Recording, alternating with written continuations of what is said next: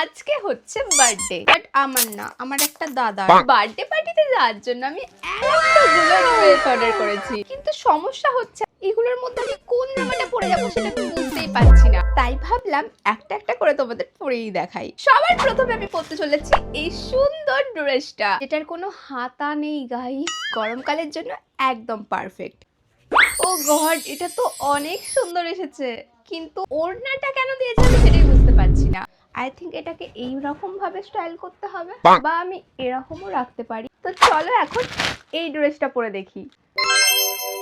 প্রত্যেকটা ড্রেস পরে আমাকে কত সুন্দর লাগছে। চলো, এটা একটা স্কার্ট অ্যান্ড টপ, আর হাঁটুর কাছটা এরকম কাটা রয়েছে। আমার তো খুবই মজা লাগছে, কারণ প্রত্যেকটা জামা পরে আমাকে অনেক সুন্দর লাগছে। তো এবার আমি এই বডিকন ড্রেসটা ট্রাই করতে চলেছি।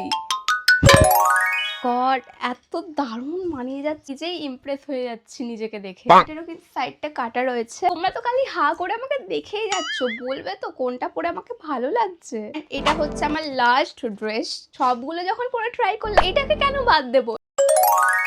বাকিগুলো পরে গেলে মনে হবে যেন আমারই বার্থডে, সেই কারণে আমি এটা পরে যেতে চলেছি। কত কিউট এসেছে।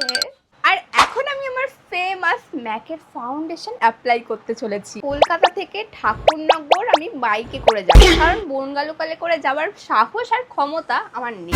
ফাউন্ডেশন ব্লেন্ড করতে করতে আইব্রো আর আইলাইনার পরে নিয়েছি। অনেক বছর পর এটা ট্রাই করতে চলেছি, বাট ভালোই কিন্তু লাগছে। তো এখন একটু আমার ববি ব্রাউনের ব্লাশ অ্যাপ্লাই করে নিচ্ছি। রোদের মধ্যে বাইকে যেতে চলেছে, আমি হাত পায়েও ভালো করে সানস্ক্রিন অ্যাপ্লাই করব। হাতে পরার জন্য মিশো থেকে আমি এই জিনিসটা অর্ডার করেছি, টাইটানের ওয়াচ। স্প্লাইট থেকে 30 টাকা দিয়ে এই কানেরটা কিনেছিলাম। মিশো থেকে আমি 2 রকমের ব্যাগ অর্ডার করেছিলাম।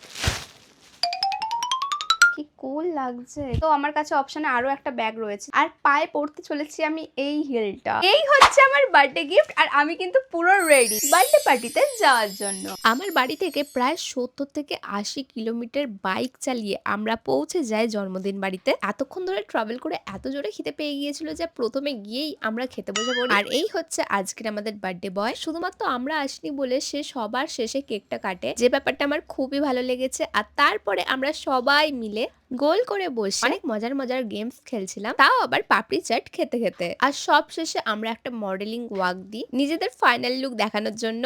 আর গাইস, আমাদের সবাইকে আজকে কিরকম লাগলো সেটা কিন্তু অবশ্যই কমেন্ট করে জানিও।